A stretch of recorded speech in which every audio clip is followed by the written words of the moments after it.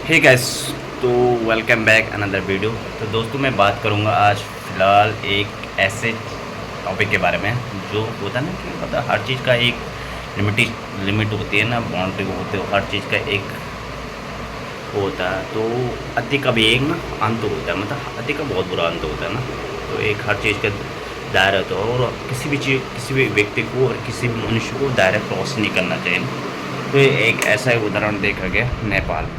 तो आपने देखा ही किस तरह का भयंकर उग्रवादी आंदोलन हुआ अभी फिलहाल नेपाल में, और एकदम से गवर्नमेंट का तख्ता पलट हो गया। केपी शर्मा ओली वहाँ के वो थे जो क्या प्रधानमंत्री थे, केपी शर्मा ओली, ठीक है। तो उनकी सरकार गिर गई। तो नई सरकार अभी गठन होगी, उसको टाइम लगेगा नई सरकार को गठन होने में। तो लगभग 15 साल तक केपी ओली शर्मा के साथ और जितनी भी गवर्नमेंट रही वहाँ पर लगातार भ्रष्टाचार एक मेन मुख्य कारण है, करप्शन के। मतलब तमाम जो भ्रष्टाचार, मतलब जो बड़े बड़े मंत्री पद थे या प्रधानमंत्री थे या वो लोग थे जो ये क्या करते थे, इनके बच्चे विदेशों में पढ़ते थे और कुछ लोग जो आम नागरिक के बच्चे वहाँ के उनको सुविधाएं नहीं मिल पाते थे कि उनके।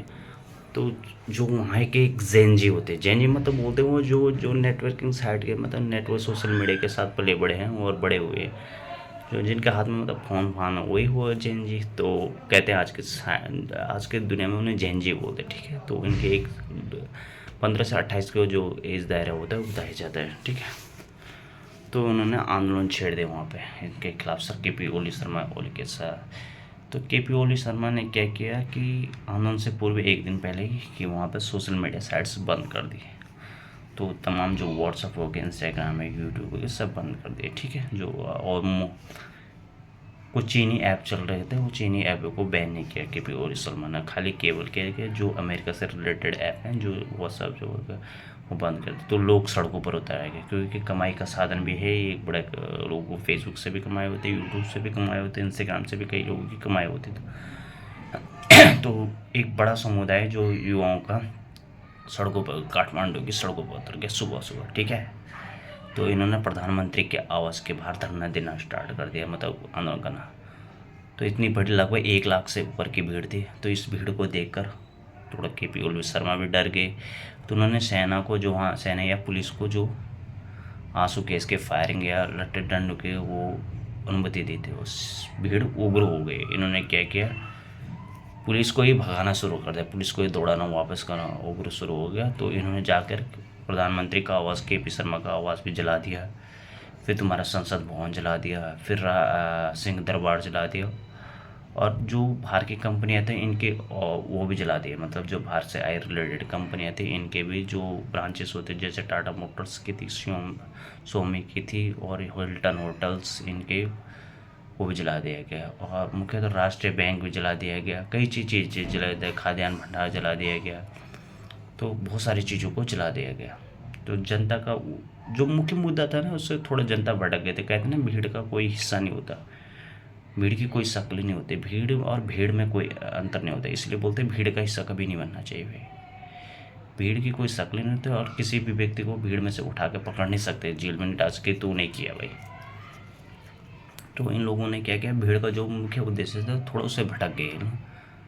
क्योंकि अब तुम एक सिंह दरबार को जला रहे हो जहाँ से नेपाल के इतिहास का पता चलता है, तो उससे जलाकर तुम्हें मिला क्या है? अपने इतिहास को ही तुम लोग दूसरे के सामने बता नहीं सकते कि हमारे इतिहास क्या, आने वाली पीढ़ी को कैसे वो इम्प्रूव करोगे, क्या हमारे इतिहास से एक्नॉलेजमेंट डालोगे कि हमारे इतिहास क्या है।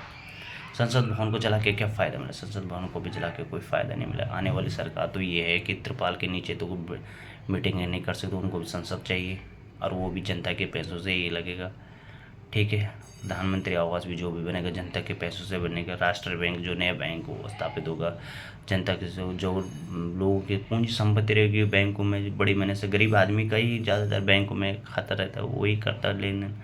उसके निजी प्रॉपर्टी से भी चोरी की, वॉलमार्ट्स होगा, उन लोगों को कितना बुरा लगा जिनके दुकानों से चोरी होगा। अगले दिन देखा होगा यार हमारी क्या गलती थी इसमें, हम लोग भी तो सपोर्ट कर रहे थे आंदोलन को, हमारी क्या गलती थी, मतलब क्यों चोरी हो गई। जो मुख्य उद्देश्य था वो उससे थोड़ा लोग भटके। जो काम था वो ठीक है, आंदोलन करने का एक हर चीज़ का एक दायरा होता है, लिमिटेशन होते हैं हर चीज़ के होते हैं, मतलब उस दायरे से बाहर नहीं जाना चाहिए। करप्शन एक बहुत बड़ा मुद्दा है, कहीं का भी हो जाए, किसी भी गवर्नमेंट से, इवन दैट इंडिया, उत्तराखंड, हमारे उत्तराखंड में करप्शन का बहुत बड़ा मुद्दा है। लेकिन हम ऐसे तो है नहीं कि कल अपने मंदिरों को जलाने स्टार्ट कर देंगे, अपनी धरोहरों को जलाना सरकार के विरोध करेंगे और बेझिझक करेंगे। विरोध करना हर वो नागरिक का कर्तव्य है कि सरकार के गलत काम का विरोध करें, लेकिन एक तरीका होता है।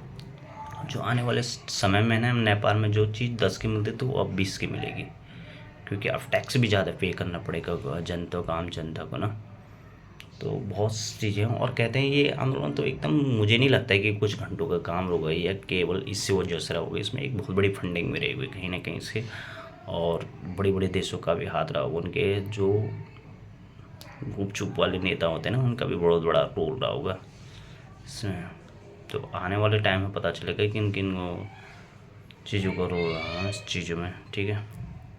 तो और किसानों में देखा मैंने कि पूर्व पीएम झारनाथ सिंह जो उसके वाइफ को घर समेत ही जला दिया। बाप, इतना उग्र हो गया था आंदोलन के, मतलब कि कंट्रोल आउट ऑफ कंट्रोल बाहर के। सिंह दरबार को तो जलाने की जरूरत ही नहीं थी, संसद भवन को जलाने की जरूरत ही नहीं थी, राष्ट्रीय बैंक को जलाने की जरूरत नहीं थी, हिल्टन होटल को जलाने की, जो जहाँ से रोजगार मिल रहा जनता को, वो चीज़ें जलाने की जरूरत नहीं थी यार। आने वाली कंपनियाँ कैसे आएंगी नेपाल में, ये भी तो एक मुद्दा है।